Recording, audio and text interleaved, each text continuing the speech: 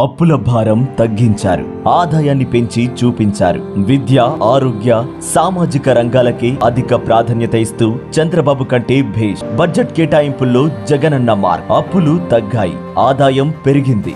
జగనన్న పాలనలో అప్పుల భారం తగ్గి ట్యాక్స్ ద్వారా వచ్చే ఆదాయం పెరిగింది. చంద్రబాబు హయాంలో అప్పులు 138.84% పెరగడంతో అప్పుల భారం ఎక్కువగా ఉన్న రాష్ట్రాల్లో దేశంలో 3వ రాష్ట్రంగా ఏపీ చెత్త రికార్డు నమోదు చేసింది. కానీ జగనన్న వచ్చాక అప్పుల వృద్ధి రేటు సగానికి సగం తగ్గింది.